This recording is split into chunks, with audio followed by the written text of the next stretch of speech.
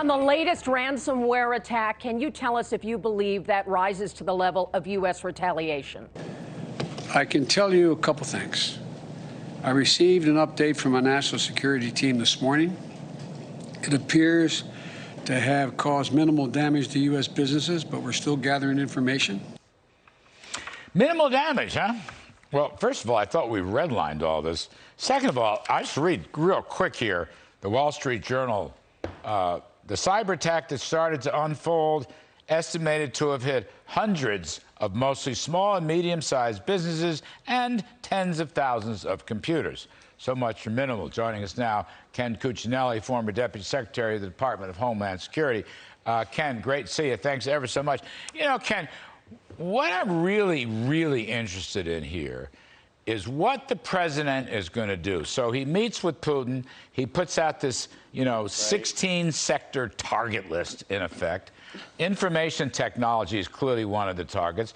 Sure enough, right, Russia is sponsoring, whether it's former intelligence agencies or GRU or whatever. What are we going to do about this? That's what I'm really interested in. Well, first of all, it was a mistake to identify, to limit the world to 16 sectors, right? So if Russia wants to do it, you remember how the Korean War got started. Famously, the Korean Peninsula was drawn out of our sphere of influence. So you sort of invite other sorts of attacks. That's one.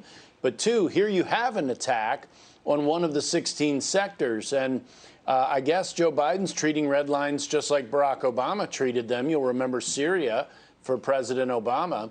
And that line was crossed, and they didn't take any action. And here we have this line crossed, and he says it's not a big deal, or so he appears to. And that is just going to invite more until there's an actual response. Now, having said that, attribution, the process of specifically identifying the attacker with confidence is a challenging one, and it involves a number of different agencies, and it won't happen instantly. So let's give them a little bit of cushion on responding. My problem with the president's statement today is it sounds like he's decided where it's come from, but that it isn't a big enough deal. So now, in addition to 16 sectors, we have some undefined amount of damage that has to happen to the United States before its government will protect it's a wussy the United States. It's and maybe because it's just small and medium businesses, we don't have political influence. Ken, it's a wussy walkback. I mean, I thought the Putin performance in the first place showed no strength. It was bad. But look, national security experts have said to us, said to me, said to this show, you can't cyber hack in Russia, or for that matter, I suppose, Ukraine, without the knowledge of the Russian government. These are all, GRU people, FSB people, KGB people. They know what's going on. So when I say it's Russia-sponsored, I don't necessarily mean the government directly. I understand that. And your point about pinpointing the exact source is a good point. I accept that, too. But I think the president of the U.S. should put Russia, Putin, on notice that we are prepared to take action. Yeah, and a lot of these East European groups, crime groups, and so forth, this has to go beyond hitting their computers back. We have to be willing to move out into the physical world and impose consequences. And it's not clear this president is prepared to do that. What kind of consequences?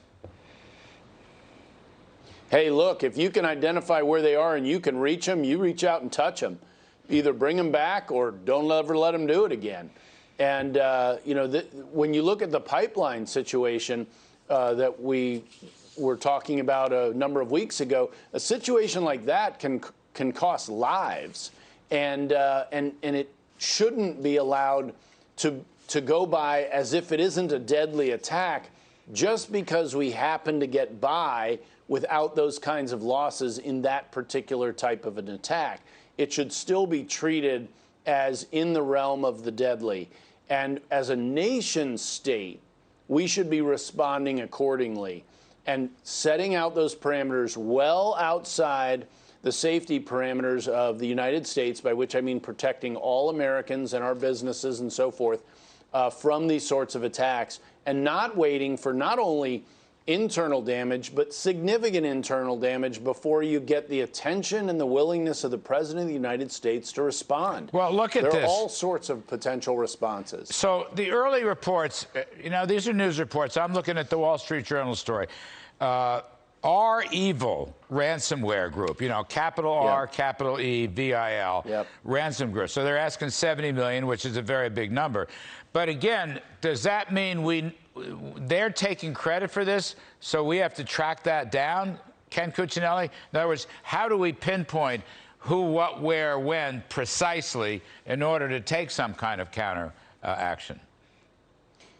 Well, doing that kind of placement of responsibility is challenging. Let's not kid ourselves.